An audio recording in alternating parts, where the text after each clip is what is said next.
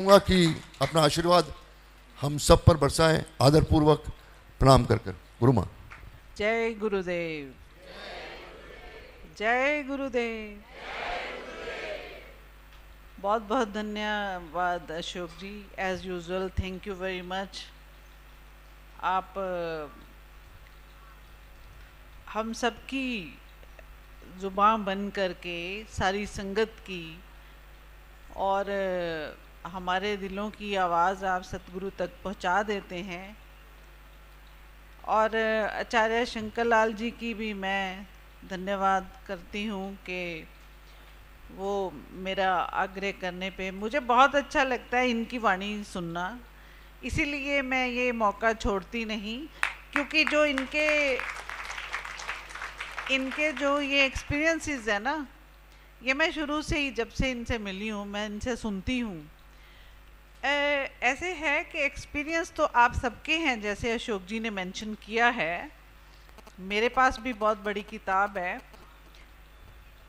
But कभी कभी ना आपको आपका एक्सपीरियंस तो है ही, पर उसको बल पता कैसे मिलता है, जब हम दूसरे के मुख से उनका अपना पर्सनल एक्सपीरियंस सुनते हैं तो हमें और हमारी जो विश्वास है, हमारी जो इच्छा शक्ति है, उसको बल मिलता है, उसको एनर्जी मिलती है और बड़ा आनंद आता है कि गुरुजी की लीलाएं सुनना।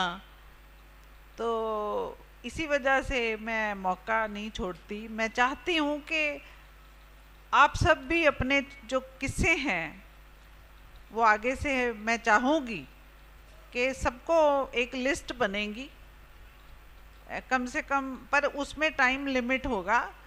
ये नहीं मेरी तरह बोलते रहना है, क्योंकि मैं थोड़ा ज़्यादा बोल जाती हूँ आजकल, मैं भूल जाती हूँ। और फिर महाराज जी बीच में ही मेरी तरफ तिरछी आंख से देखते भी हैं कि नाउ कीप क्वाइट। तो मुझे इधर से जब महाराज जी का मुख इधर को होता है ना, तो वो जैसे होता है ना, वो एक बहुत बड़ा बल्ब होता है, तो उसको जब घुमाते हैं ना तो वो लाइट पड़ती है।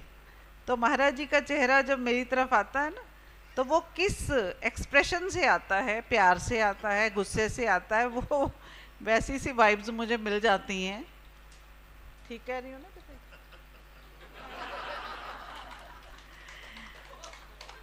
तो पिताजी हमारे बड़े डिसिप्लिन में रहे हैं और वो अभी भी डिसिप्लिन ही चाहते हैं कि हम डिसिप्लिन्ड रहें। तो एक अच्छी बात है कि हमारे जो पिताजी हैं, आप सबके पिताजी हैं, वो एक बहुत बड़े पुलिस अधिकारी, डायरेक्टर जनरल पुलिस तो रहे ही हैं। इंटरपोल में भी he was the first officer and उन्होंने कभी किसी को बख्शा नहीं। अगर किसी ने गलत काम किया है या किसी ने किसी को दुख दिया है या चोरी चकारी बड़े लेवल पे की है, जितना बड़ा ऑफिसर है उतने बड़े लेवल के लोगों को वो कैच करते हैं।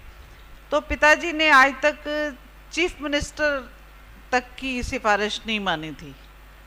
उनको ये था कि ज़्यादा से ज़्यादा आप ट्रांसफ़र कर दोगे, इससे ज़्यादा तो आपके हाथ में नहीं है। तो वो ऑनेस्टी से उन्होंने काम किया है। आज भी अगर हरियाणा के जिस जगह जहाँ बैठे हैं ना आप, यहाँ के डायरेक्टर जनरल पुलिस वो रिटायर हुए हैं, आज भी हरियाणा के किसी जवान को आप पिताई का नाम ले दें कि श्री वी एन नेगी, तो वो एकदम से सैल्यूट आपको करेंगे। और इनका नाम आज भी उनको पुलिस डिपार्टमेंट में पता है कि ये कौन से पुलिस ऑफिसर हैं। एक दिन की क्या बात है कि मैंने इनका पासपोर्ट रिन्यू करवाना था, अभी की बात है। अब जब मेरा रिन्यू होता है ना, तो मुझे होता है पिताई का साथ ही हो, भले हम नहीं विदेश जाएं, पर मुझे ये शुरू से है कि पिताई का होगा तो मेरा रिन्यू होगा। तो मैंने, ऐसा है, कुछ भी लेना होता है तो मेरे को पिताई का नाम बीच में चाहिए। तो मैंने कहा पिताई आपका रिन्यू होगा तो फिर मेरा होगा, नहीं तो मैं अपना नहीं करूँगी। पासपोर्ट जो विदेश जाते हैं ना, वो बुकलेट होती है। तो ऐसे मैंने किसी को फ़ोन किया कि पिताई को नेचुरली वेट तो करवाना नहीं, वो शुरू से वीआईपी रहे हैं। तो मैंने किसी पुलिस ऑफिसर को फ़ोन किया कि ऐसे ऐसे पासपोर्ट रिन्यू करना है। तो पासपोर्ट ऑफिस में बहुत भीड़ भाड़ होती है, पहले ही वो मुझे डांट रहे हैं कि मैंने नहीं जाना। तो कुछ ऐसा हो कि हम ज़रा लाइटनिंग स्पीड से जाएं और लाइटनिंग स्पीड से वापस आएं, क्योंकि वो जो एक वीआईपी कल्चर की आदत सी भी पड़ जाती है। आपको शायद पता नहीं होगा, मैं भी वीआईपी थी, मुझे भी लाइनों में लगने की ना कुछ आदत सी है नहीं। वो महाराज जी की कृपा है, अपना तो इसमें कोई योगदान नहीं है। तो उन्होंने कहा कि ठीक है, आप गुरुमा वरी न करें, मैं ज़रूर कोशिश करूँगा कि ऐसे ही होगा। तो उन्होंने जो प्रेजेंट डायरेक्टर जनरल पुलिस हैं मिस्टर आलोक मित्तल, उनका मैं बड़ा थैंक्स करती हूँ, उनको जाके बोल दिया। तो उनको जैसे ही बोला तो मिस्टर आलोक मित्तल जो प्रेजेंट डीजीपी ऑफ हरियाणा हैं, उनको जैसे ही पता चला कि नेगी साहब का पासपोर्ट रिन्यू होना है, वो एकदम से उन्होंने ये कहा कि देखो, जब टाइम है ना पासपोर्ट ऑफिस जाने का साहब का, तो उसके 1 घंटा पहले वहाँ 2 जवान जो हैं वो तैनात कर दो, 1 घंटा पहले। तो वो थोड़े हैरान हुए कि 1 घंटा पहले। तो वो कहने लगे इसलिए कहा है कि साहब टाइम के बहुत पाबंद हैं, उनको लेट आना लेट जाना ये बिल्कुल पसंद नहीं। तो ऐसे ही हुआ, हम जब पहुँचे तो वहाँ आर्मी पुलिस के 2 जवान तैनात थे, वो फटाफट आए और उन्होंने ऐसे लाइटनिंग स्पीड से हमें अंदर ले गए। I think with in 10 minutes सारा काम हो गया और हम गाड़ी में बैठे। तो वो जो ऑफिसर था उसने रिक्वेस्ट की कि मैडम साहब के साथ एक फ़ोटो खिंचवा लूँ। तो मैंने कहा हाँ हाँ खिंचवा लें। कहते वो असल में डीजीपी साहब ने कहा है कि तुम मेक श्योर करना फ़ोटो खिंचवा के मुझे भेजना कि तुम वहाँ पे साहब के साथ हो। तो उसने हर एंगल से अपनी फ़ोटो खिंचवाई और उसी टाइम व्हाट्सएप किया साहब को।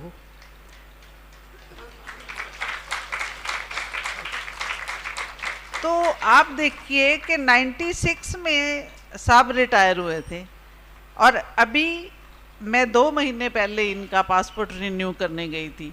अब 96 और 2025 में कितना अंतर आ गया, कितने अफसर चेंज हो गए।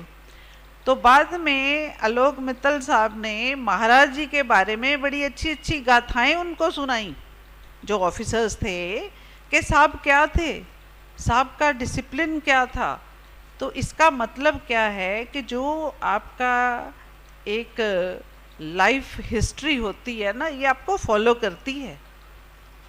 आज जब डीजीपी साहब को ये पता चला कि हमारे साहब ही महाराज जी हैं, और वो उनको पता है वैसे, बट महाराज जी किसी के कांटेक्ट में नहीं रहे आफ्टर द रिटायरमेंट। इवन जो सीएम भजन लाल जी थे, वो जो पहले लोग हैं वो जानते हैं उनको। वो श्रीमती इंदिरा गांधी जो हमारे प्राइम मिनिस्टर रहे हैं, उनके काफ़ी क्लोज थे। तो जब वो मीटिंग पे जाते होते थे तो वहाँ पर जब इंदिरा गांधी जी ने 1-2 बार कहा कि चौधरी साहब हरियाणा से बड़ी आपकी कंप्लेंट्स आ रही हैं, तो महाराज जी साथ थे। महाराज जी तब आईजी थे।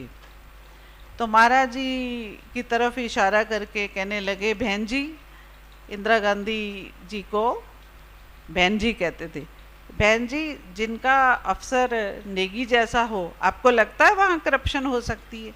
ऐसा ही इम्प्रेशन महाराज जी का रहा है जब महाराज जी ऑफिसर थे। तो एक बार क्या हुआ, दिवाली पे मैं गई पिताई से मिलने, मैं भी उन दिनों जॉब में थी। तो मेरे पास एक बहुत बड़ी हॉट प्लेट तब नई नई चली यहाँ इंडिया में। तो मैंने सोचा कि महाराज जी अक्सर खाना टाइम पे खाते नहीं हैं और सर्वेंट्स की हिम्मत नहीं है उनके कमरे में जाने की, तो वो हॉट प्लेट ऐसी थी कि उसके ऊपर आप हॉटकेस रख दो तो वो मदम मदम गरम रखती थी खाना। तो मैंने कहा चलो दिवाली पे मैं महाराज जी को, पिताई को ये दे के आती हूँ। उस टाइम पे जो जवान थे वो चेंज हो गए, उनको मेरा पता नहीं था मैं कौन हूँ, तो मेरी गाड़ी बड़ी दूर रोक दी। ये सीआईडी चीफ थे, तो सीआईडी चीफ की जो सिक्योरिटी होती है ना, सीआईडी चीफ ऑफ हरियाणा, पूरी स्टेट के सीआईडी चीफ थे। ये बहुत बड़ी एक पोस्ट होती है जिसमें बहुत जिम्मेवारी होती है, और सीआईडी चीफ जो होता है वो इक्वलेंट टू सीएम ही होता है, तो बहुत इनकी जो सिक्योरिटी टाइट कर दी जाती है। तो उसने मुझे जाने नहीं दिया, जाने नहीं दे रहा, मेरी गाड़ी रोक ली। नहीं नहीं मैडम, आज साहब की इंस्ट्रक्शंस हैं, कोई भी इंसान अगर आज के दिन गिफ्ट लेके अंदर आ गया तो तुम सबको सस्पेंड कर दूंगा। अब महाराज जी का इतना कहना ही काफ़ी है, उनको पता है अगर हमने साहब की हुक्म अदूली की। और मैंने गलती की, मैं फ़ोन करके नहीं गई, उन दिनों मोबाइल नहीं होते थे, लैंडलाइन होती थी। तो लैंडलाइन पहले बार एक ऑफिसर ड्यूटी पे होता था, वो उठाता था, वो आगे फिर साहब को कौन सा फ़ोन पास करना है कौन सा नहीं करना वो डिसाइड करते थे। तो मैंने सोचा चलो डायरेक्ट ही चली जाती हूँ, मेरे को कोई प्रॉब्लम तो थी नहीं जाने में। पर उस ऑफिसर ने उस दिन मेरे को कहा कि देखिए मैडम, मेरे छोटे छोटे बच्चे हैं, आपके इस गिफ्ट की वजह से मैं सस्पेंड नहीं होना चाहता, मैं प्लीज़ आपको अंदर नहीं जाने दूंगा। मुझे बहुत अच्छा लगा उसका ड्यूटी करने का ये स्टाइल, कि इस लड़के ने, उसका नाम आज भी मुझे याद है, रणधीर करके, वो सब इंस्पेक्टर था। तो उसने मुझे नहीं जाने दिया अंदर। हार करके मैं वापस गई, वापस जाके लैंड फ़ोन से, अजय ऑफिसर होता था ड्यूटी पे, मुझे आज इनके नाम इसलिए याद है क्योंकि कई कई इंसिडेंट्स आपके ऐसे हो जाते हैं कि आपको नाम भी याद रहते हैं। तो मैंने कहा अरे अजय, वो बाहर एक रणधीर ऑफिसर है, वो मुझे अंदर नहीं जाने दे रहा, मेरे को वापस आना पड़ा, और उसको ज़रा बोलो कि मैं कौन हूँ, मैं महाराज जी की बेटी हूँ, और मुझे अंदर ही नहीं जाने दे रहा। ठीक है, वो अपनी ड्यूटी कर रहा, पर वो कहता मैं पूछने भी नहीं जाऊँगा अंदर। मैंने कहा जा पूछा तू, तो वो कहता ना जी ना, मैं यहाँ से हिलूँगा नहीं, मैं नहीं जाऊँगा। तो फिर मैंने फ़ोन किया, फिर जाके मेरी एंट्री हुई। तो ऐसे अपने पिताजी थे। तो आप बहुत सारे लोग जानते हैं जब पिताजी थोड़े, अभी भी यंग हैं, पर जब थोड़े ज़्यादा यंग थे।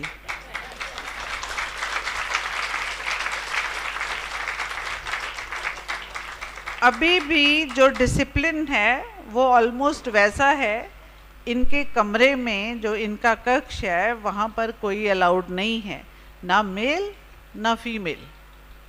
तो उन्होंने जो अपना ये डिसिप्लिन मेंटेन करके रखा है ना, ये इसकी वाकई ही हमें सबको बहुत अच्छा लगता है कि हम भी ये चीज़ें सीखते हैं। हाँ, अब मैं थोड़ा इनका डिसिप्लिन तोड़ देती हूँ कि पिताजी अब आप बाहर नहीं आते, बच्चों ने थोड़ा मिलना है।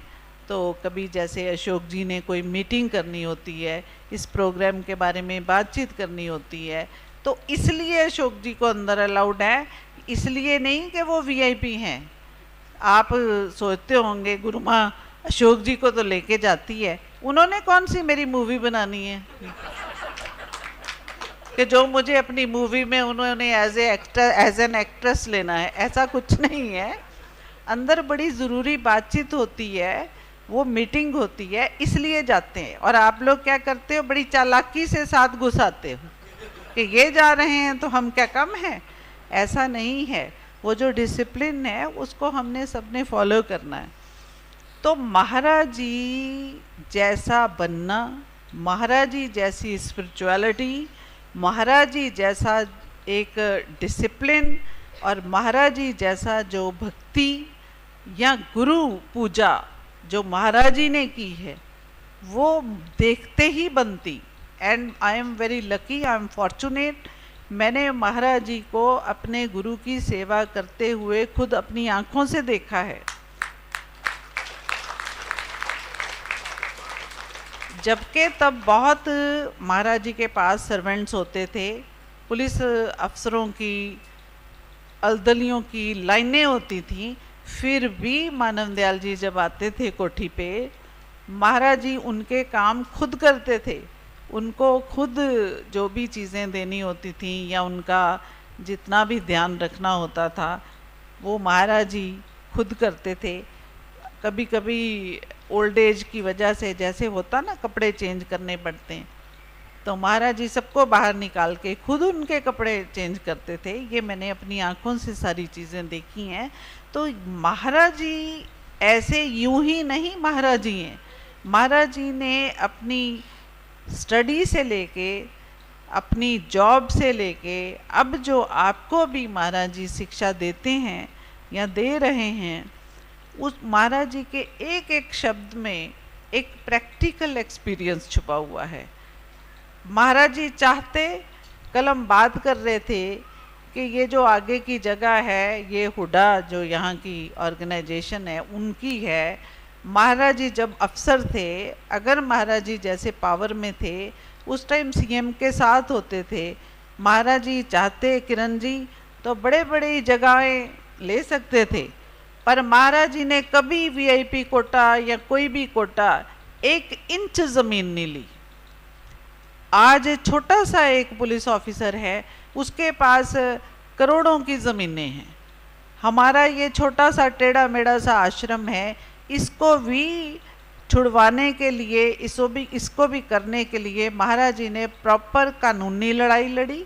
और उसके बाद जो हुडा में पैसे जमा करवाए, वो अपने पर्सनल बैंक में से जमा करवाए।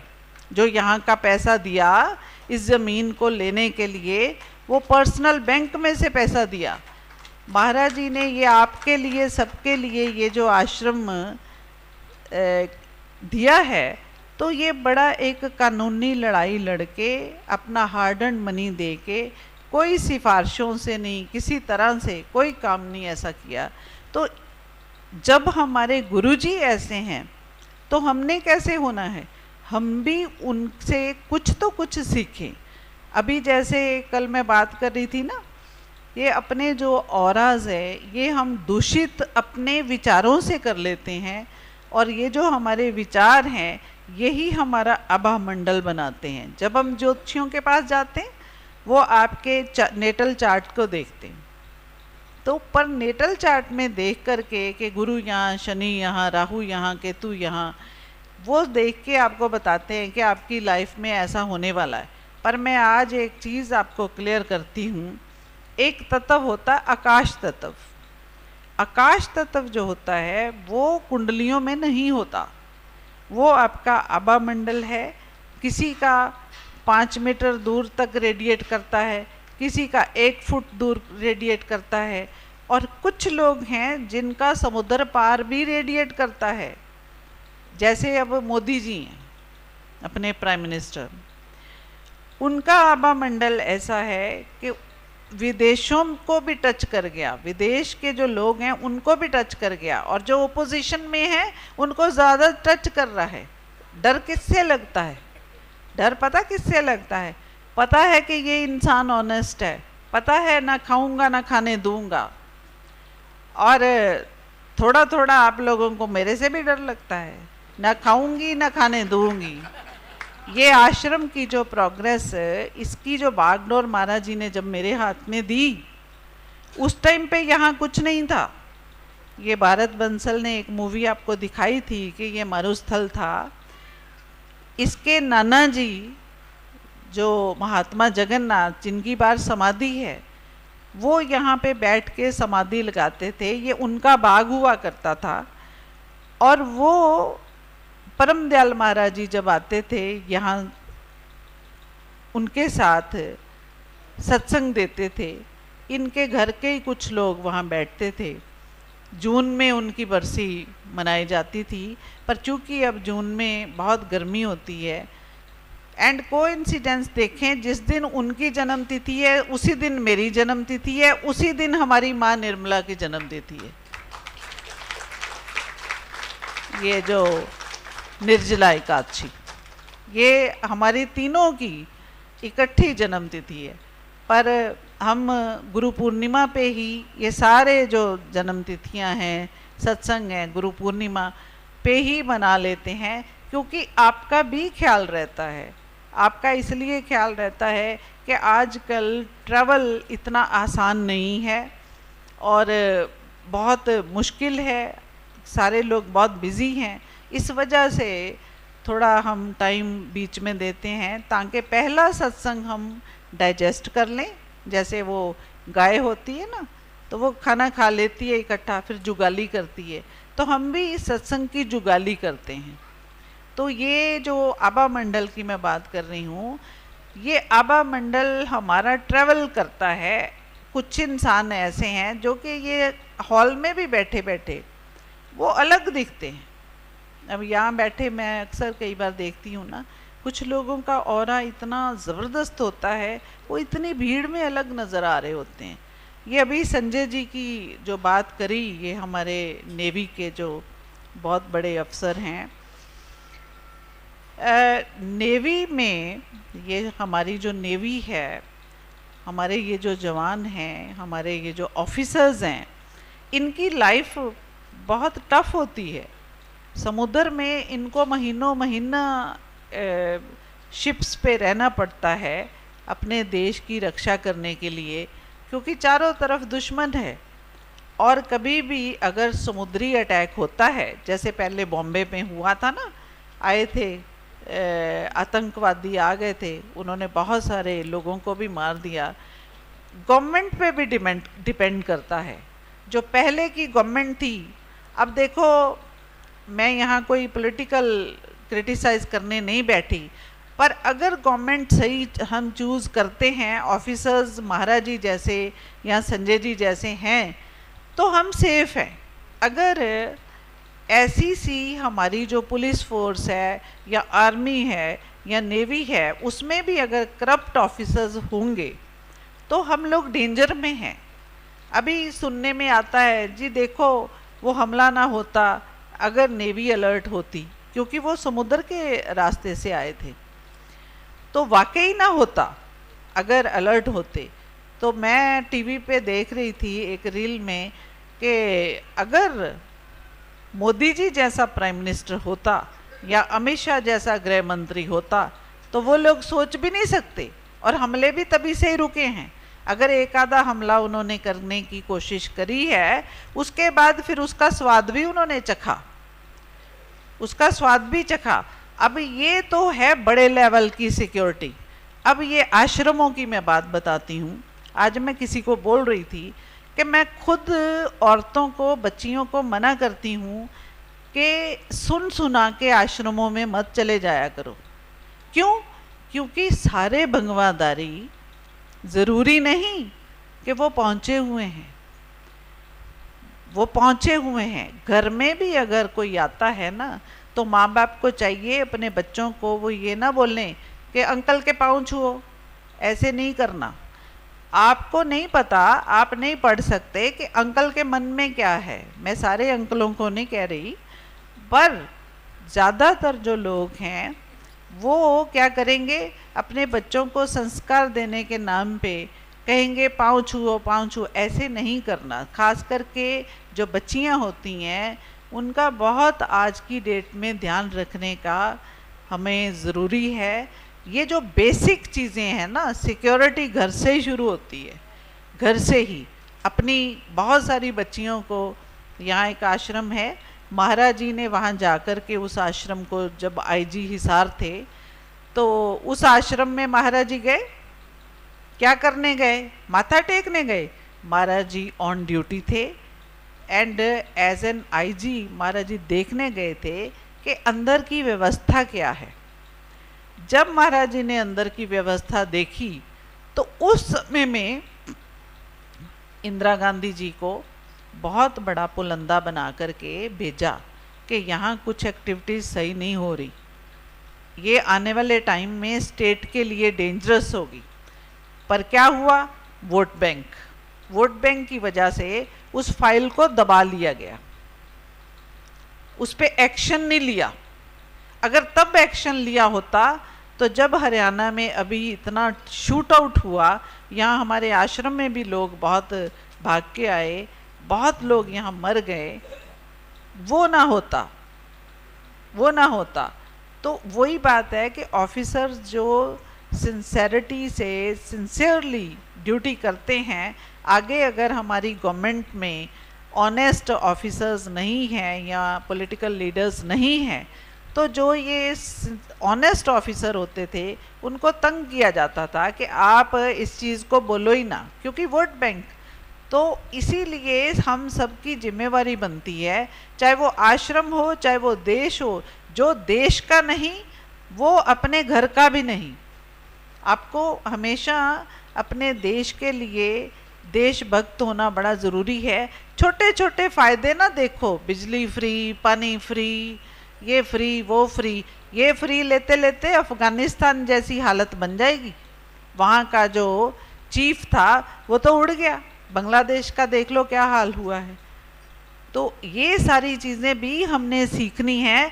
हमारे गुरु गोविंद सिंह, सिखों के 10वें गुरु, सिखों के क्या हम सबके 10वें गुरु, उन्होंने अपने 4 साहिबजादे, अपने पिताजी श्री गुरु तेग बहादुर, जिनको हिंद की चादर कहते हैं, वो शहीद हो गए। फिर उनकी माता गुजरी, जो 2 साहिबजादे थे, उसको ठंडी बुर्जी में रखा गया। और ये दिसंबर के महीने की बात कर रही हूँ मैं, 22 दिसंबर से लेके 27 दिसंबर तक पूरा परिवार उनका शहीद हो गया। गुरु तेग बहादुर जी जब कश्मीर से कुछ ब्राह्मण आए, क्योंकि जो औरंगज़ेब था जिसकी आजकल मूवी चल रही है छावा, तो औरंगज़ेब का उसमें बताया है कि वो कितने जुल्म करता था। औरंगज़ेब 16वीं शताब्दी में 1.25 मन जो होते ना जनेऊ, वो इकट्ठे होते थे तो रोटी खाता था। वैसे भी पतला सा दुबला सा होता था। तो वो मुगल था, वो कहता 1.25 मन जनेऊ इकट्ठे होंगे। वो कैसे होंगे? या तो इनको मुसलमान बना दो, अगर नहीं बनते तो इनका कत्लेआम कर दो। तो ऐसे ही किया जाता था। तो कश्मीर से क्यों शुरू हुआ कत्लेआम? क्योंकि कश्मीर में जो ब्राह्मण थे, सनातनी थे, वो बहुत कट्टर थे और बहुत ज्ञानी थे। आपको मैं एक चीज़ मेंशन करूंगी, जो कश्मीर के लोग हैं ये सबसे इंटेलिजेंट माने गए हैं। इनका ये बड़े ब्रेनी हैं, बहुत इंटेलिजेंट हैं। तो औरंगज़ेब को उसके जो सिपह सालार थे उन्होंने यही सलाह की, उसको एडवाइस किया कि अगर कश्मीर कन्वर्ट हो जाता है ना, तो फिर पूरा देश कन्वर्ट होने में टाइम नहीं लगेगा। तो इसीलिए कश्मीर में कत्लेआम जब किया, तो वहाँ के ब्राह्मण जो थे उन्होंने गुरु तेग बहादुर जी के पास आए, उनको अपनी समस्या बताई।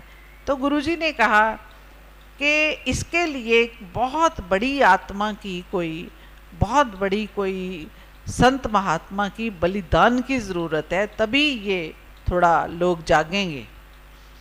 तो गुरु गोविंद सिंह जो कि 9 बरस के थे, क्या आयु होती है 9 बरस? 9 बरस में बच्चे को अच्छे से अपना पता भी नहीं होता। तो गुरु गोविंद सिंह जी ने कहा कि पिताजी, आपसे बड़ा संत महात्मा कौन हो सकता है कि जो इनकी रक्षा करे? उसका मतलब पता क्या है? कि बलिदान आप दें, आपका बलिदान दिया जाएगा तो ये रुकेगा। तो गुरुजी इतने खुश हुए कि मेरा बेटा 9 साल का हो के इतना समझदार हो गया है, अब मुझे चिंता नहीं। तो उन्होंने ब्राह्मणों को बोला, जाइए आप औरंगज़ेब की कचहरी में, उसकी कोर्ट में जा कर के ये आप उनको बोल दो कि पहले गुरु तेग बहादुर जी को आप मुसलमान बनाएं, तो हम भी बनने को तैयार हैं। तो यही बात जब औरंगज़ेब के पास गई, तो औरंगज़ेब ने उनको अरेस्ट करने का हुक्म दे दिया।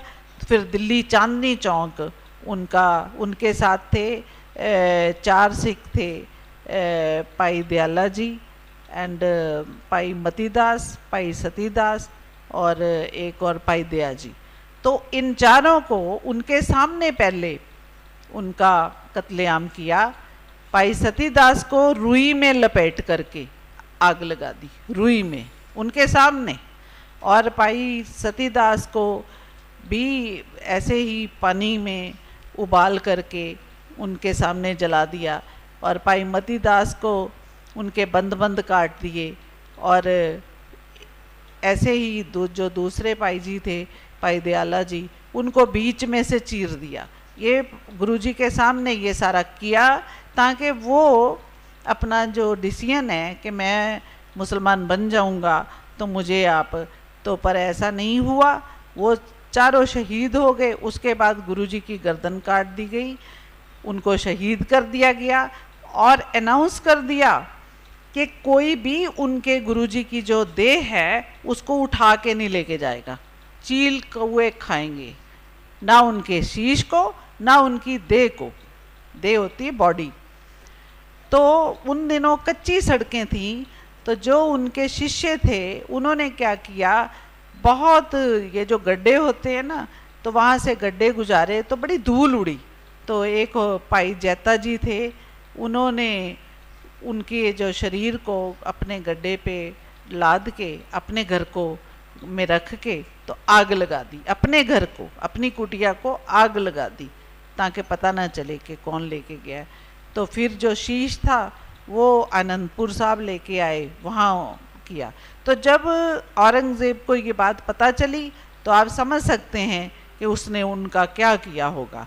फिर जब दो छोटे साहिबजादे थे, माता गुजरी जो गुरुजी की माँ थी, वो अपनी दादी के साथ जब सरहिंद से निकले तो उनको भी पकड़ करके ये जो दीवार होती है ना उसमें चिन दिया, और जो माता जी थी उसको बुर्जी से ऊपर से धक्का दे करके उसको मार दिया। तो ऐसे करके 22 दिसंबर से लेकर के 27 दिसंबर तक गुरुजी का सारा परिवार खत्म हो गया, क्योंकि जो दो बड़े साहिबजादे थे वो सरहिंद की लड़ाई में मारे गए। फिर भी गुरुजी माछीवाड़े के जंगलों में 1 महीना 2 महीने रहे, वहाँ नीचे सोए। कवि थे, कविताएं लिखते थे। तो उसमें एक कविता उन्होंने लिखी, मित्र प्यारे नु हाल मुरीदां दा कहना, सूल सराही खंजर प्याला बिंग कसाइयां दा रहना, कि मेरे प्यारे को, मेरे परमात्मा को मैसेज देना कि तुम्हारे बिना मेरा हाल ये है कि जैसे सुराही सूल जैसे चुभ रही है। बिंग कसाइयां दा सहना, उसका मतलब होता है जब बकरा होता है ना उसको काटते हैं और उसको जिस बिंग में लटकाते हैं ना, तो कि मेरी आत्मा का हाल ये है कि तुम्हारे, हे मेरे प्यारे, हे मेरे परमात्मा, तेरे बिना मेरी हालत ये है, पट खेड़े आंदे रहना। मेरी जो आत्मा ऐसे है कि जो खेड़ियाँ का पट्ठा होता है ना, जहाँ ये ईंटें बनती हैं, वैसा मेरा हाल है। अपना पूरा परिवार खत्म हो गया, फिर भी गुरुजी ने परमात्मा के लिए ये कविता लिखी। हमारे साथ छोटी सी एक बात होती है, किसी की नौकरी चली जाती है, अरे कैसे गुरु हैं, मेरी नौकरी चली गई, ये कैसे गुरु हैं मेरे साथ। और तो और आश्रम किसी ने बनवाया, किसी ने दान दिया, उस आश्रम में अगर हमने आवाज़ उठाई कि इस आश्रम को सारी दुनिया के लिए खोले रहने दो, मत ऐसा करो, ये कैसी गुरु माँ है, हमें ही गालियाँ देनी शुरू कर दी। अरे लोग तो अपना सर्वस्व न्यौछावर करके भी सी नहीं करते, तब भी गुरुजी ने परमात्मा के लिए कविता लिखी। इस कविता का मीनिंग अगर आप, जैसे मैंने आपको थोड़ा सा बताया है कि परमात्मा तेरे बिना मेरी ये हालत है, हे मेरे वाहिगुरु तेरे बिना मैं ऐसे तड़पता हूँ। सब परिवार खत्म हो गया है 1 हफ्ता पहले, फिर भी उन्होंने ये कविता अपने हाथों से लिखी। फिर गुरुजी ने दोबारा से फौज इकट्ठी करी, उसमें बंदा बहादुर थे, जिनके बच्चे को, छोटे से बच्चे को, उसका दिल निकाल के इन्हीं मुगलों ने, औरंगज़ेब ने उसके मुंह में डाला, एक ही बच्चा। तो ऐसे करके आज़ादी मिली है। आज़ादी कोई अकेला खड़ग बिना ढाल ये वो ऐसे नहीं मिली। आपको हिस्ट्री पता होना चाहिए। आज की जो खालसा पंथ क्या होता है, खालसा पंथ का मतलब है खालिस, pure, without any greed, without any hatred.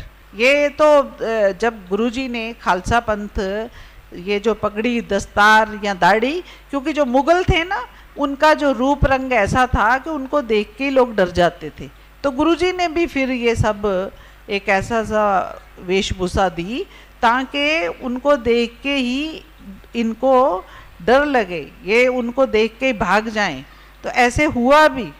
जो गुरु तेग बहादुर जी का बलिदान, और वो जो छोटे छोटे बच्चे गुरु जी के, गुरु गोबिंद सिंह जी के, पूरा परिवार हमारे लिए बलिदान हो गया। तो आज हम रिटर्न में क्या कर रहे हैं? आज हम क्या रिटर्न? तो गुरु अकेला पूजा करवाने के लिए नहीं होता। मैं आपको ये बता रही हूँ कि कल को अपनी संगत के लिए अगर बलिदान भी देना पड़ता तो गुरु पहले देता है। तो ये सारी चीज़ें जो आज की जनरेशन भूलती चली जा रही है, बच्चियाँ या बच्चे अपने माँ बाप का कहना नहीं मानते, उनकी ओपोजिशन में खड़े हो जाते हैं, छोटी छोटी डिमांड्स के लिए रिवोल्ट पे उतर आते हैं। ये चीज़ नहीं करनी चाहिए। अपने माँ बाप की सेवा करो, उनका कहना मानो और उनको प्यार दो, जितनी हो सके सेवा करो और अपने घरों में शांति रखो।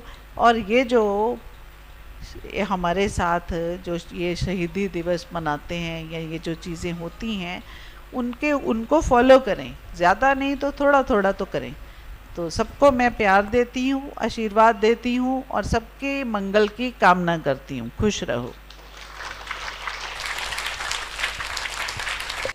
मैं अब हमारे मालिक कुल, हमारे पिताजी, हमारे गुरु, उसे दरख्वास्त करूंगा हाथ जोड़कर कि अपना आशीर्वाद हर वक्त की तरह हम पर बरसाएं।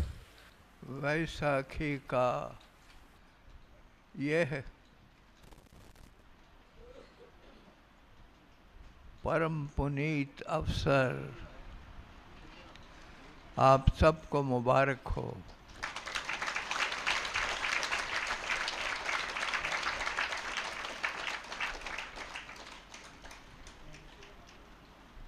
आप सबकी कामनाओं की संपूर्ति हो।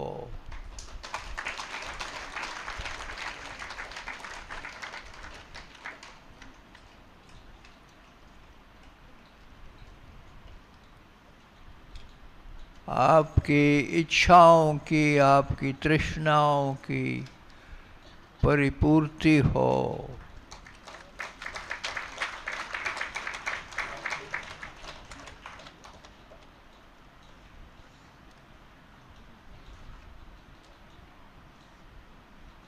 लेकिन साथ ही ये कह दूं कि सब कुछ पा लेने का गुर आपके अपने पास है। कितनी बार ये बात कहूँगा तो याद आएगा। सब कुछ पा लेने का, सब कुछ बन जाने का, सब कुछ हो जाने का मंत्र आपके अपने पास है, आपके अपने पास है।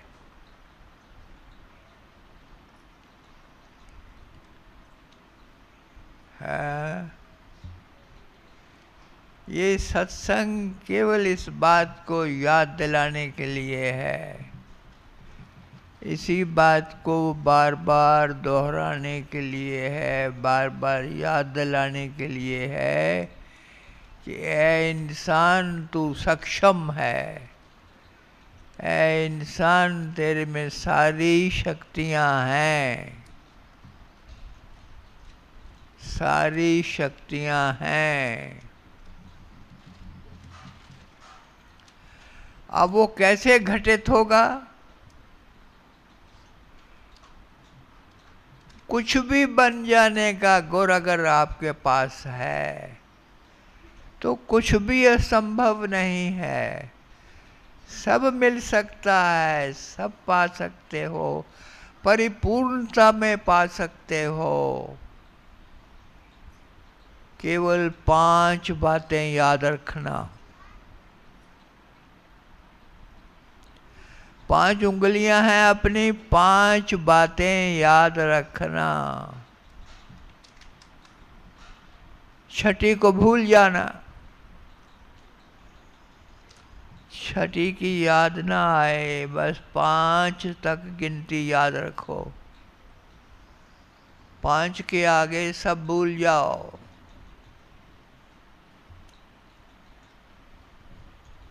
वो कौन सी 5 बातें हैं? कई बार बताया है, फिर से बता देता हूँ। हमारा क्या है, तोता रटन है, तोता रटन है।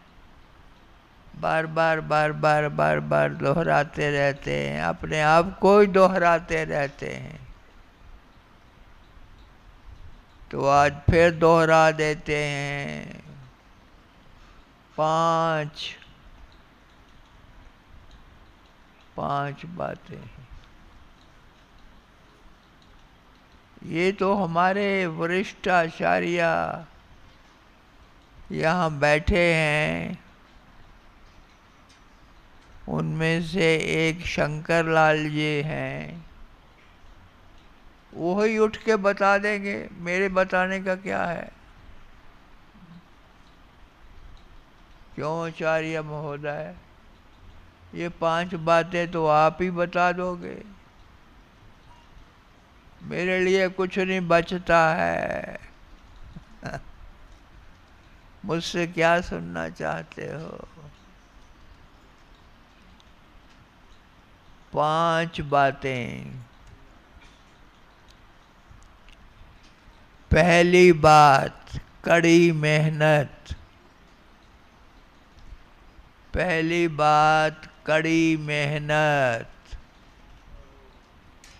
पहली बात, कड़ी मेहनत।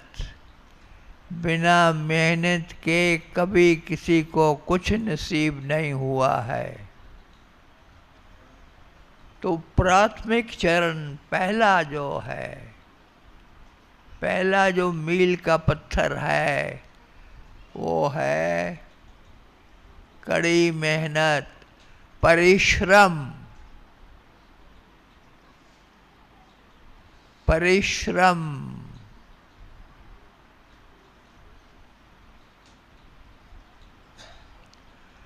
परिश्रम के बगैर कैसे मिलेगा? परमात्मा ने जब सृष्टि का रचन किया, तो इस सृष्टि को रचते ही, इस सृष्टि को बनाते ही उसने ये एक अटल नियम इसके भीतर डाल दिया कि बिना मुशक्कत के किसी को कुछ नहीं मिलेगा, कि बिना मेहनत के कभी किसी को कुछ नसीब नहीं होगा। तो सबसे बड़ा अनिवार्य कदम है कुछ भी पाने का, कड़ी मेहनत, मेहनत, मेहनत।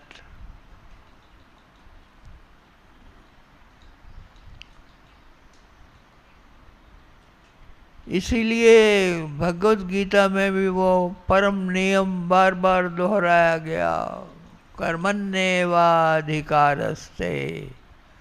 मा फलेषु कदाचन मा कर्म फल हेतुर्भू मा ते संगोऽस्त्वपि कर्मणि।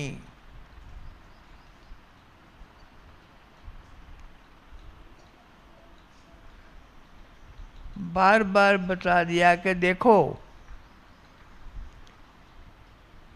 सब मिल सकता है अगर मेहनत है। मेहनत से जी चुराया तो खो जाएगा, तो मिट जाएगा, तो कुछ हासिल ना होगा, हासिल किया हुआ भी चला जाएगा।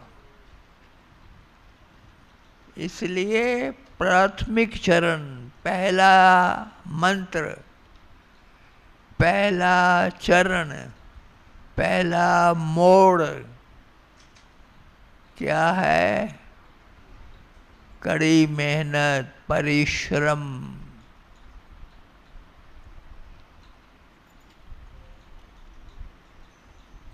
भगवान ने कहा कि ऐ इंसान, एक बात का तुम्हें अधिकार देता हूं, उसमें सब कुछ आ जाएगा। एक बात का अधिकार देता हूं, वो है सख्त मेहनत। मेहनत करो, परिश्रम करो,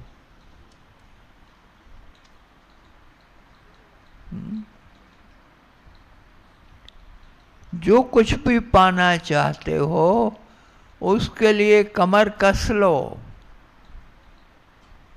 उसकी तरफ अग्रसर हो जाओ। इसको सबसे पहले निभाना। अगर परिश्रम खो जाएगा तो सब खो जाएगा।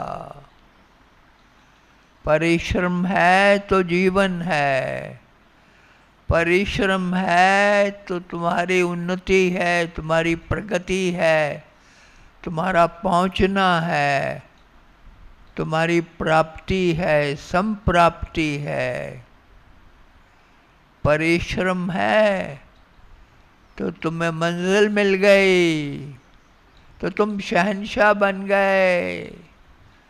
तो सब कुछ जो चाहा है, कभी भी सपनों में भी जो चाहा है वो मिलेगा, मिलना अनिवार्य है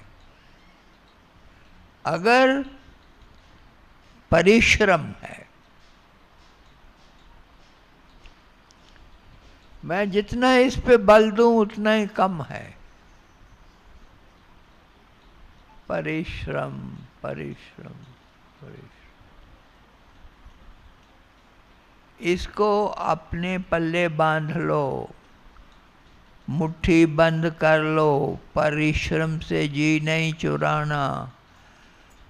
बस जो भी पाना चाहते हो उसके परिश्रम में लग जाओ,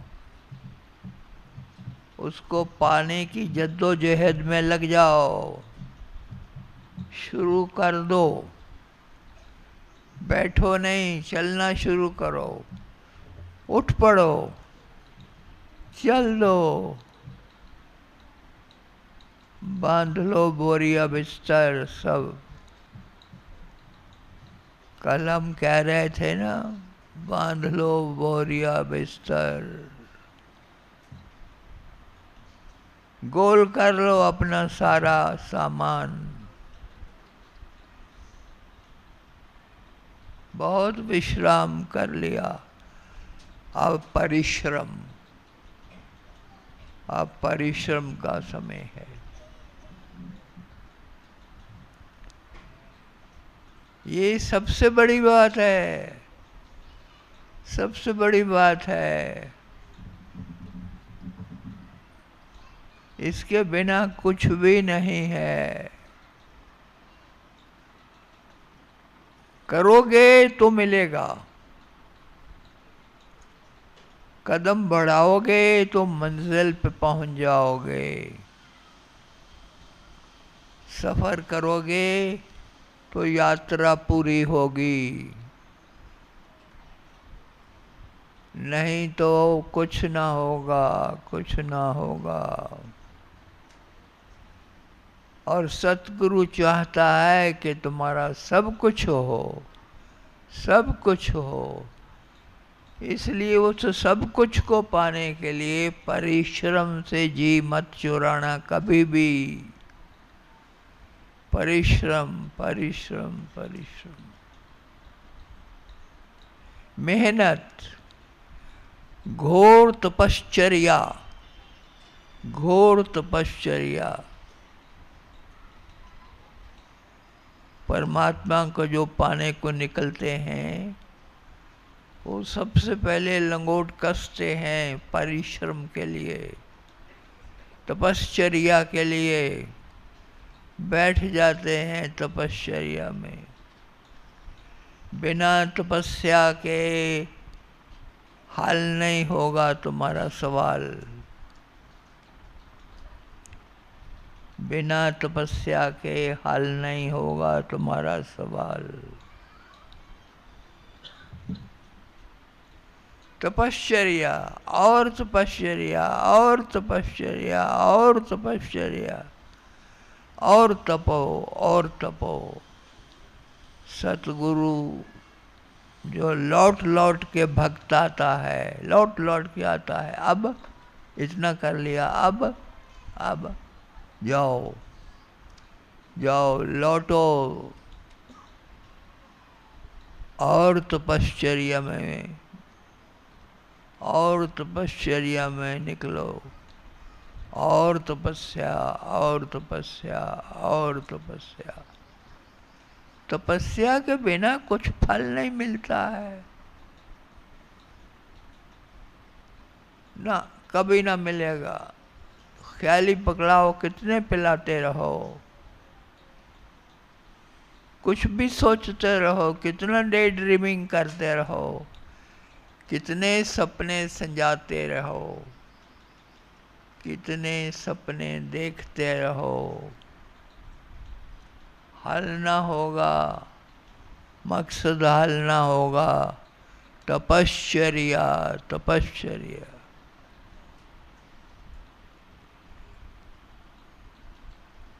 ये है पहला पहला कदम।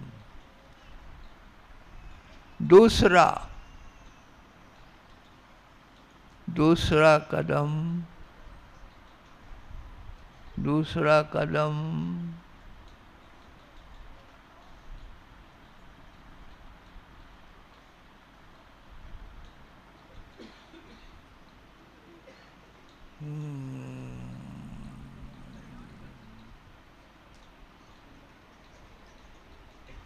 हाँ? कुछ बोलते हो? दूसरा कदम क्या होगा?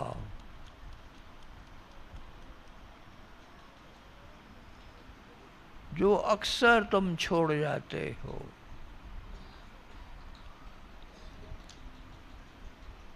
दूसरा कदम और बहुत ही ज़रूरी कदम इस दौड़ में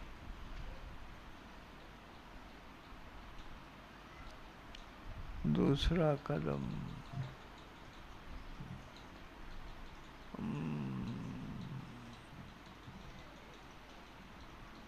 गुरु माँ जी, दूसरा कदम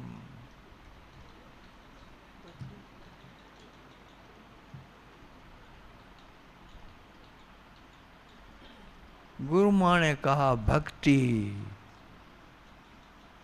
भक्ति किसकी भक्ति?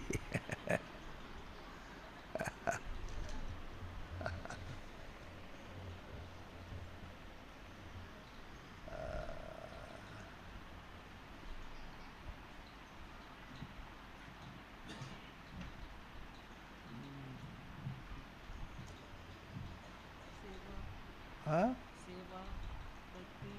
सेवा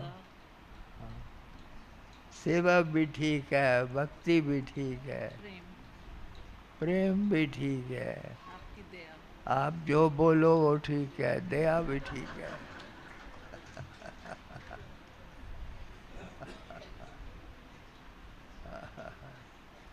गुरु दया।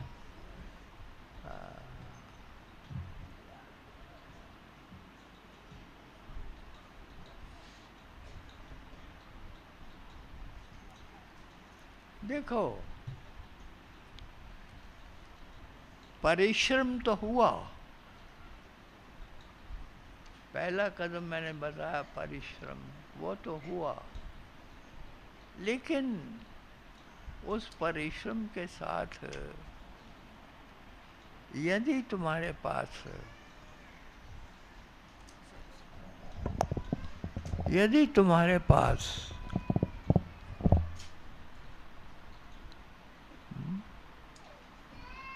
एकाग्रता नहीं है, फोकस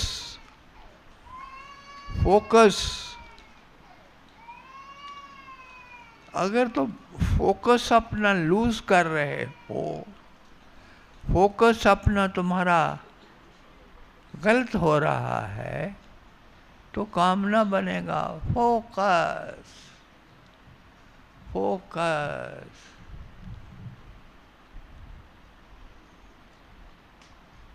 बंदूक से गोली निकल करके वही निशाने पे जाती है जो फोकस में हो। फोकस हो तो निशाने पे तीर लगता है।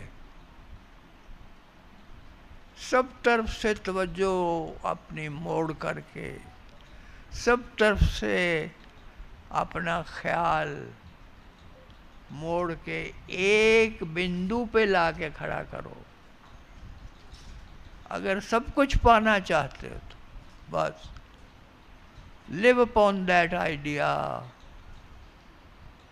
think of it, dream of it, sleep on it, wake up from it, wake from it. ऊपर नीचे आगे पीछे दाएं बाएं कुछ भी हो जाए, अपना एकाग्रता, उस एकाग्रता को खिन्न नहीं होने देना कभी भी। अगर पाना चाहते हो वो सब कुछ जो तुम चाहते हो पाना, सब मिलेगा। Focus, don't lose your focus ever, don't lose it ever. वही रखो, सदा रखो, सनातन रूप से रखो। और तीसरी बात, नजदीक पहुंच रहे हैं, तुम भी बड़ी बड़ी तीव्रता से सोच रहे हो। तीसरी बात,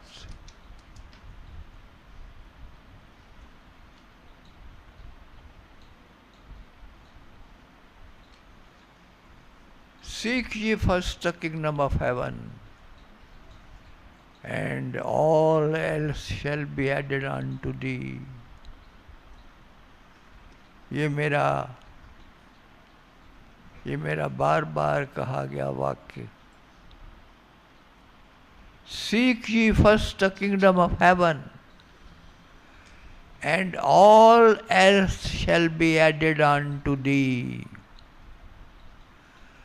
सबसे पहला काम, सबसे ज़रूरी काम इस दुनिया में आने के बाद, इस संसार में आंखें खोलने के बाद, सबसे ज़रूरी काम उसको पालो, उसको पालो बस। Seek ye first the kingdom of heaven, and all else shall be added unto thee. उसको मना लो, वो तुम्हारा हो जाए तो सब तुम्हारा है, तो सब है। वो नहीं है तो कुछ नहीं है। कितनी बार कहूँगा इसी बात को, बार बार बार बार बार बार बार बार। Seek ye first the kingdom of heaven, and all else shall be added unto thee.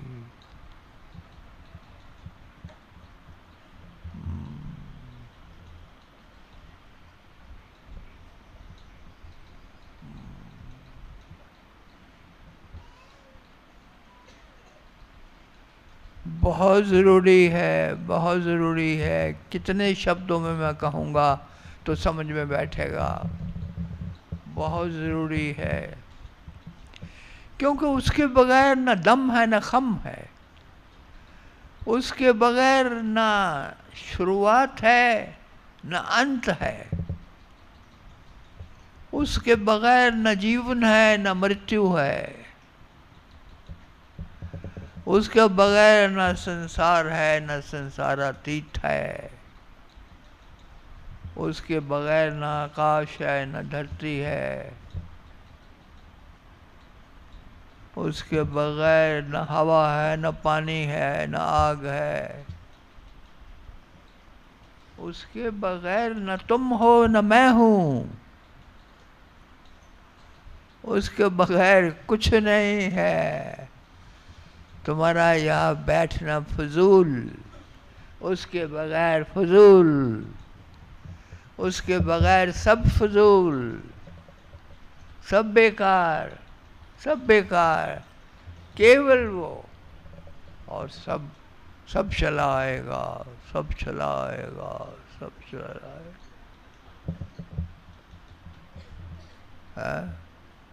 कैसे कैसे कहूँ मैं इस बात को। मैंने तो और कोई पढ़ाई ही नहीं की, मैं तो किसी क्लास में नहीं गया, मैं कच्ची पक्की फेल, मुझे तो कुछ नहीं आता।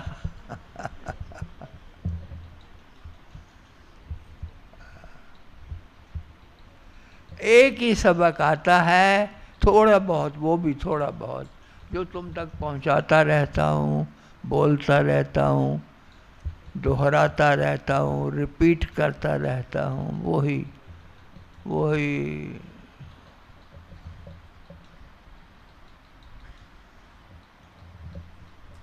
वही ढाक के चार पात, वही बात कहता हूँ बार बार।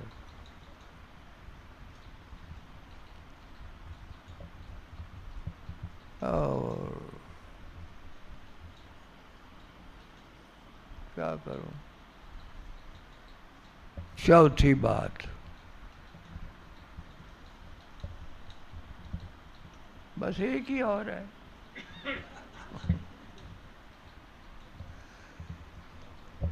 चौथी बात है सेवा। माँ ने बोला, माँ ने बोला सेवा, जिन सेव्या तिन पाया मान। सेवा का अर्थ होता है जब तुम ईश्वर के साथ हो। स एवा, एवा ईश्वर के लिए है, और स का अर्थ है साथ। जब भी तुम सेवा में होते हो तुम ईश्वर के साथ होते हो, ये याद रखना। वही होता है सेवा का अर्थ होता है दो दो दो, बस देते जाओ देते जाओ देते जाओ। करने के आए हो इस धरती पर, इस धरती पर करने के आए हो, खाने पीने सोने के अलावा दो और दो और दो और जो भी पाना चाहते हो उसी को बांटना शुरू करो। जो भी पाना चाहते हो उसी को देना शुरू करो, वहीं से देना शुरू करो।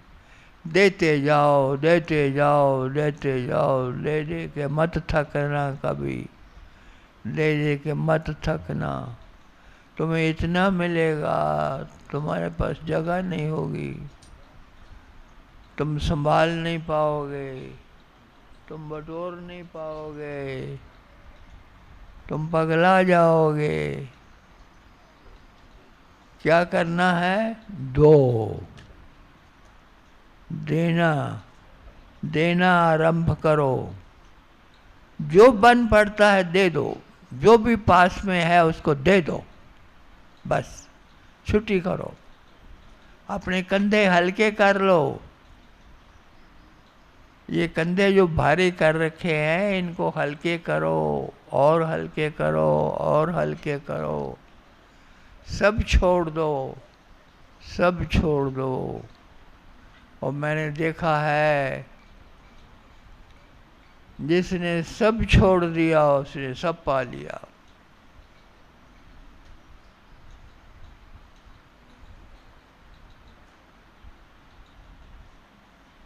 आपको क्या चाहिए? ये मांग रहे हैं, ये चाहिए।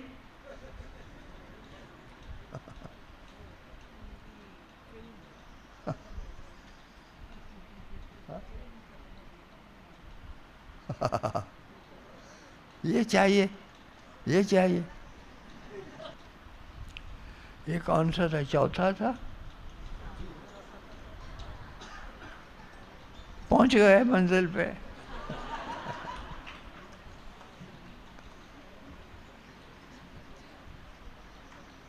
पांचवा और आखिरी एक शब्द दे रहा हूं, जादुई शब्द है, जादुई। जादू करना चाहते हो ना तो उस शब्द से कर लेना। वो शब्द है क्षमा, शुक्रिया, क्षमा, शुक्रिया।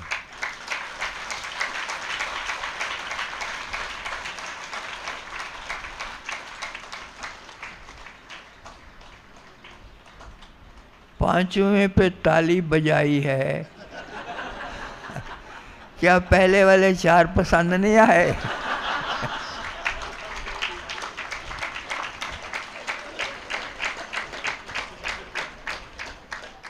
देखो, ये गिनतियां बेकार हैं। ये 4, ये 5 मैं कई बार देता हूँ। गिनतियां इसलिए देता हूँ कि गिनती इंसान जानता है, हिसाब किताब जानता है, क्योंकि हिसाब किताब इस दुनिया का है, इस संसार का है। इंसान बड़ा हिसाबी किताबी है, तो इसलिए गिनतियां दे देता हूँ ताकि तुम्हें भूले नहीं, याद रहे। दरअसल इस गिनती का कोई मतलब नहीं है। थैंक यू, थैंक यू शरी। इसका कोई मतलब नहीं है। इस सारी गिनती का 5 कह लो, 4 कह लो, 1 कह लो, 2 कह लो,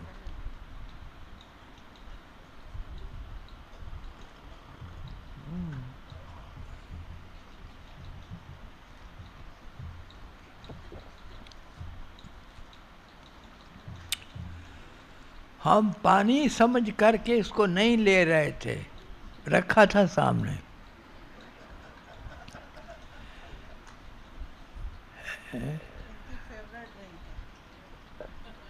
हम पानी समझ करके इसे नहीं ले रहे थे।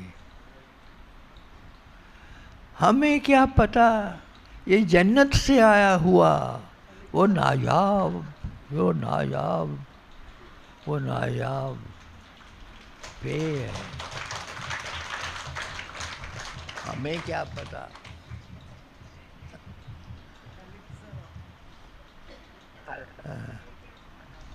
मेरी अंग्रेजी कमज़ोर है तो गुरु माँ ने ट्रांसलेट कर दिया एलिक्सर ऑफ लाइफ। एलिक्सर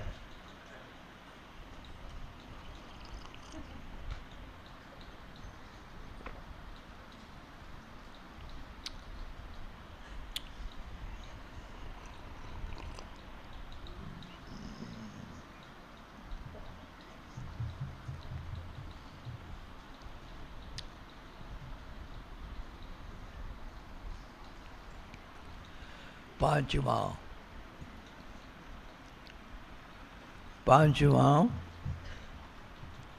क्षमा, शुक्रिया। ये दरअसल एक ही शब्द है।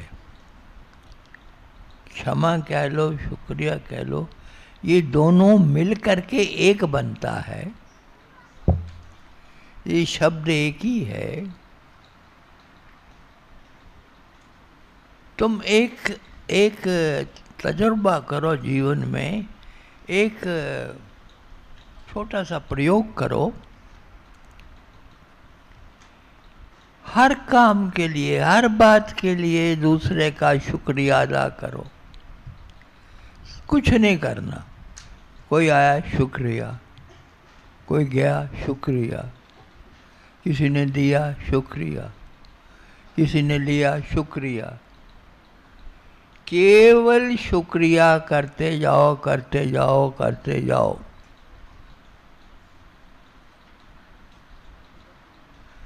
कानों में खुजली करके नहीं करना, वैसे ही करते जाओ।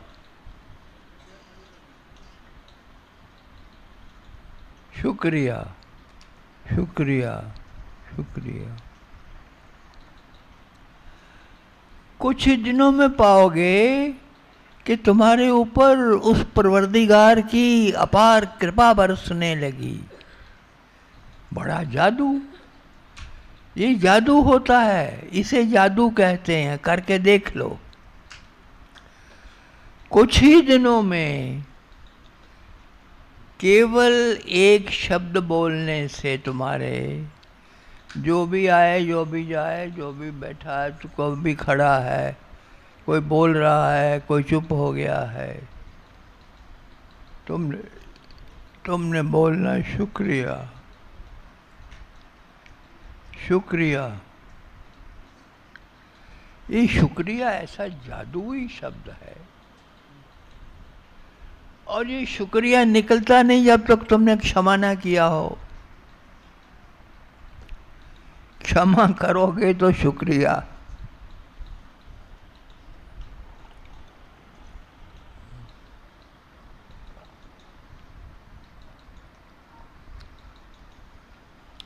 गुरु मां जी शुक्रिया,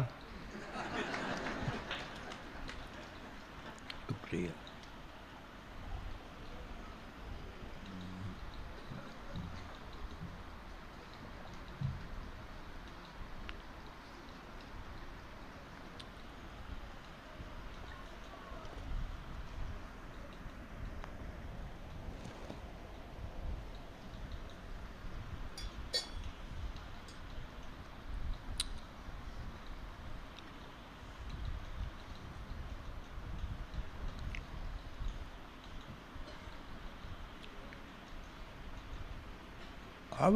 अब आगे और क्या? शुक्रिया तो हो गया बस। ये पांचवा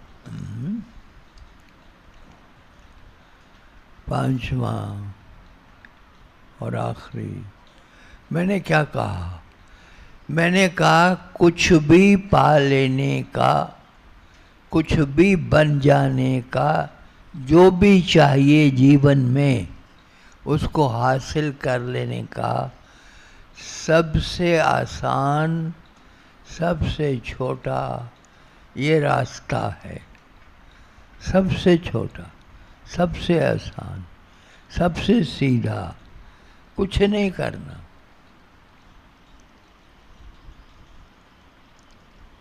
सुबह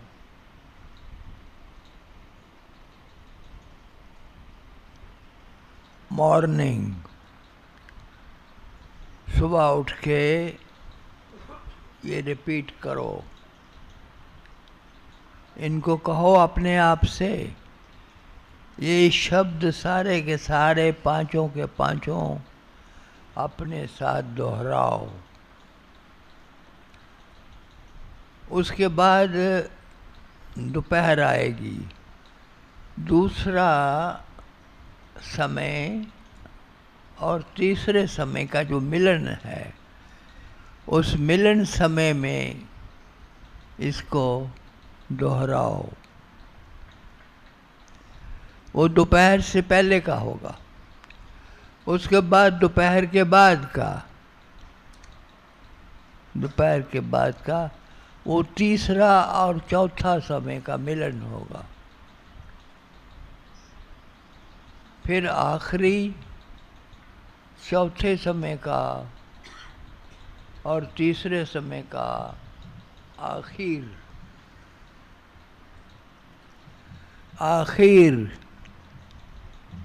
ये चारों समय में दिन के वक़्त जो समय मिलते हैं, दो समय मिलते हैं जहाँ, वो मध्याह्न, वो जहाँ मिलते हैं समय दो, वहाँ पर रुक करके आपने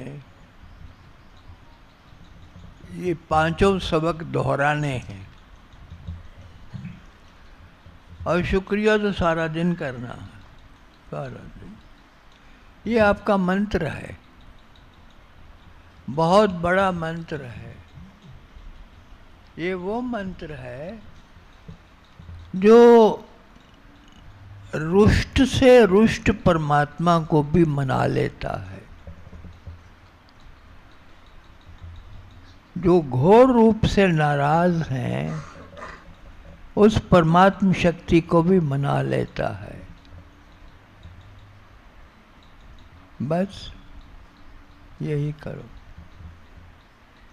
कुछ नहीं और करना, और कुछ नहीं करना। यही प्रार्थना बनाओ, यही मंत्र बनाओ, यही साधना बनाओ, यही ध्यान बनाओ। यही तुम्हारे लिए ध्यान की क्रिया होगी, ध्यान की प्रक्रिया होगी।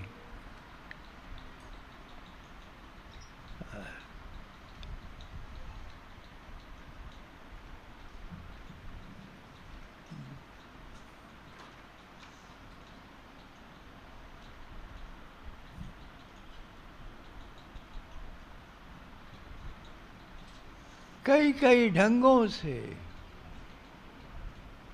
कई कई तरीकों से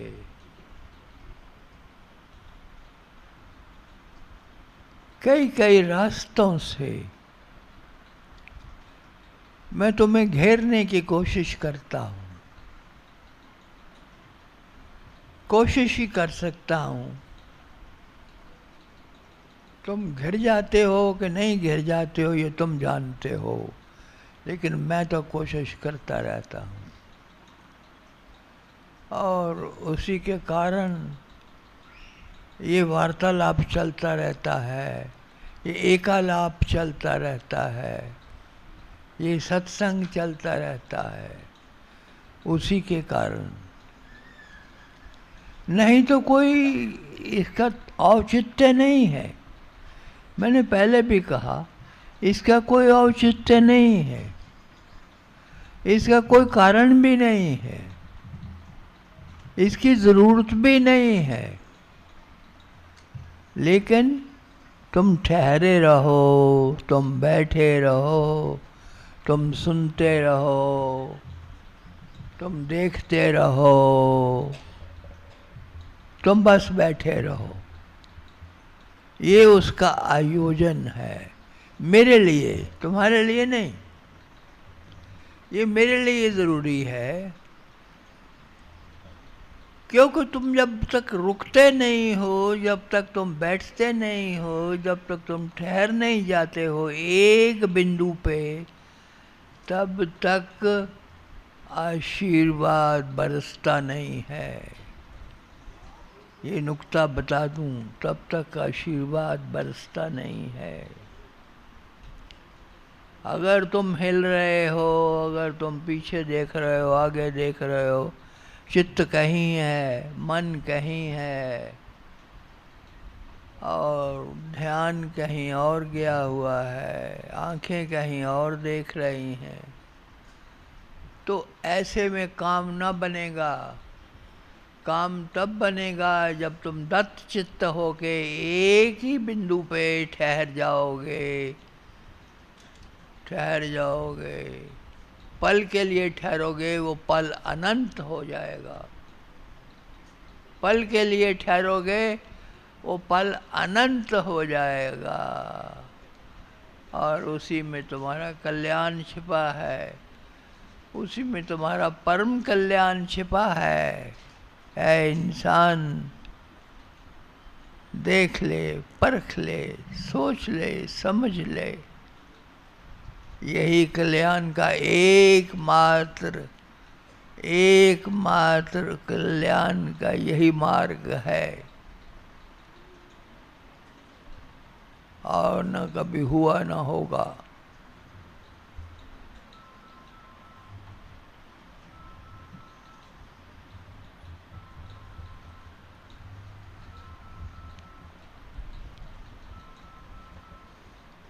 सबको मेरा राधा स्वामी,